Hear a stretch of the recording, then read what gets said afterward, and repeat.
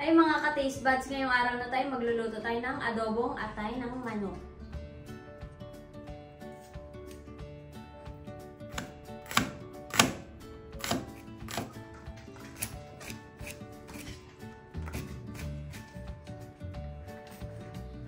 At ngayon naman, ipapakita ko sa inyo yung ingredients ng lulutuin natin. Kasama na po dyan yung atay ng manok, sibuyas, bawang, at syempre Sprite, green peas, Knorr cubes, chicken, at syempre yung patatas natin, tsaka luya, at oyster sauce, suka, tsaka toyo, at tsaka yung black pepper.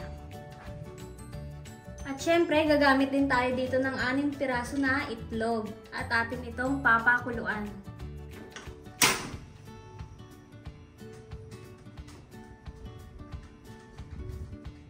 At eto, magsisimula na tayo magluto. Una yung mantika, painitin natin, tapos magigisa tayo ng sibuyas, bawang, at isama na natin yung luya. Syempre, magigisa na tayo kasi mainit na nga yung ating mantika.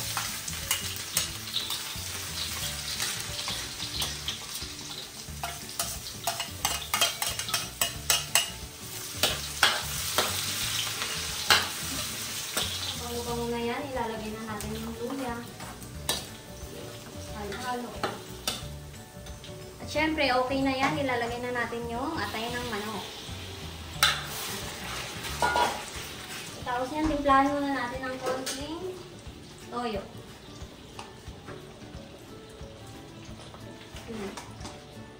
At syempre, yung black pepper.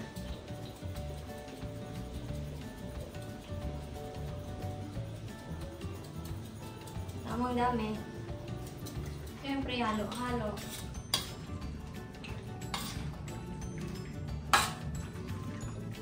Eto, maglalagay tayo ng dahon ng laurel, pampabango. Tatlo lang. Siyempre, halo.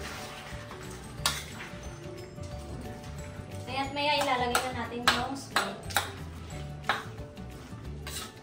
Eto, ilalagay na natin yung Sprite. Hindi naman natin uubusin to. Konti lang. Kasi mamaya hindi na tayo maglalagay ng asukal kasi nga ito na yung nagsilbing asukal natin.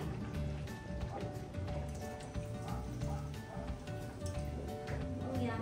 Tapos takpan muna. Pag kumulo, lalagay natin yung Mamacita's oyster sauce. Ayan, at nakulo na yan kaya maglalagay na tayo ng magic sarap. Tapos oyster sauce dito.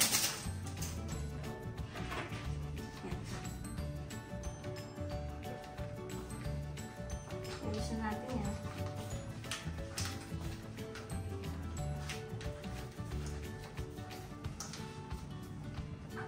Kulina sarap pala. Sorry na mali. Yan.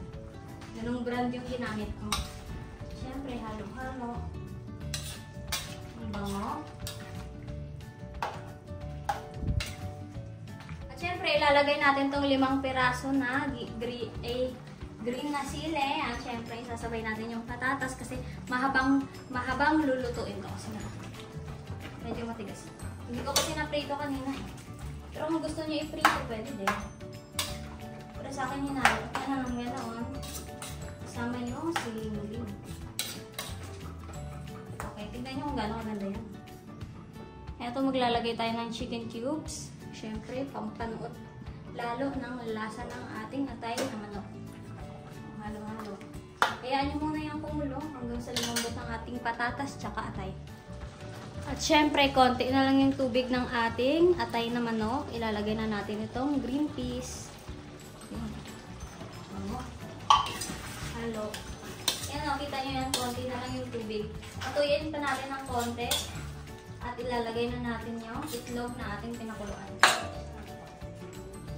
Eto, maglalagay na tayo ng suka kasi luto na ito. Ayan, tamang dami lang.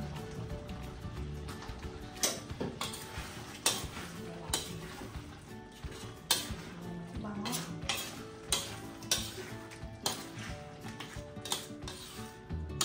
Ganda. Okay na yan, hininaan ko na lang yung apoy at syempre ilalagay na natin yung boiled egg na pinakuluan natin kanina. Tignan nyo kung gaano kaganda yan.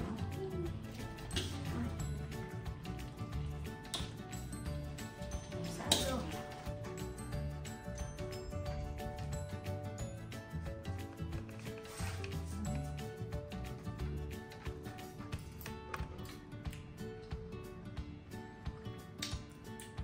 Ang sarap. Sulit na sulit pag ito yung niluto nyo. Kaya naman, magluto na kayo nito. Subscribe.